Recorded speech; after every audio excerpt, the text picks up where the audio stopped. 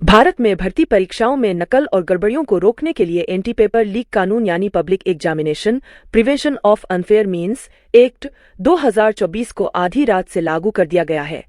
केंद्र सरकार ने 21 जून की रात इस कानून का नोटिफिकेशन जारी किया। इसके तहत पेपर लीक या आंसर शीट में छेड़छाड़ करने पर 3 साल से लेकर 5 साल तक की सजा और 10 लाख रुपये तक जुर्माना हो सकता है। कानून के अनुसार परीक्षा संचालन में लगे सर्विस प्रोवाइडर अगर दोषी पाए जाते हैं तो उन्हें 5 से 10 साल तक की सजा और 1 करोड़ रुपये तक का जुर्माना हो सकता है।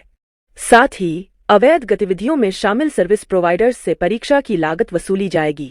इस कानून को लाने की जरूरत इसलिए महसूस की गई क्योंकि एनईटी और यूजीसी नेट जैसी परीक्षाओं में गड़बड़ियों की घटनाएं बढ़ रही थीं। केंद्र सरकार के पास पहले इनसे निपटने के लिए कोई ठोस कानून नहीं था। इस कानून के तहत यूपीएससी, एसएससी, आरआरबी, आईबीपीएस और एनटीए की परीक्षाएं शामिल होंगी। साथ ही केंद्र सरकार के सभी मंत्रालयों और विभागों की भर्ती परीक्षाएं भी इसके दायरे में होंगी। सभी अपराध संज्ञेय और गैरजमानती होंगे।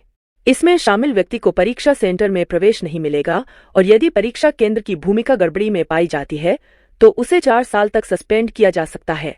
कानून के तहत संस्थान की संपत्ति कुर्क करने और जब्त करने का भी प्रावधान है।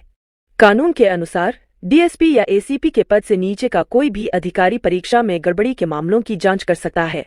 केंद्र सरकार किसी भी मामले की जांच केंद्रीय एजेंसी को सौंप सकती है। एनईटी परीक्षा में गड़बड़ी के मामलों के चलते सुप्रीम कोर्ट में कई याचिकाएं दाखिल हुईं।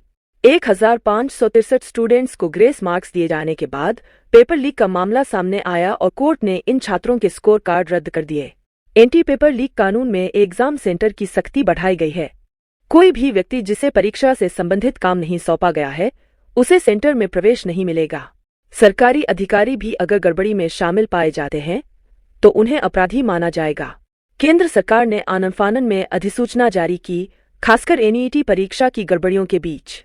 सुप्रीम कोर्ट ने याचिकाकर्ताओं से कहा कि वे एनटीए के जवाब का इंतजार करें।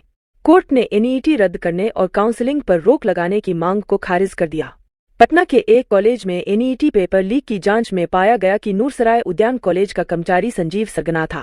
प्रोफेसर ने उसे व्हाट्सएप पर पेपर भेजा था जिसे पटना और रांची के मेडिकल स्टूडेंट्स ने हल किया। इस कानून से परीक्षाओं में होने वाली गड़बड़ियों पर रोक लगाने की उम्मीद है और यह शिक्षा व्यवस्था को और अधिक पारदर्शी और निष्पक्ष बनाएगा।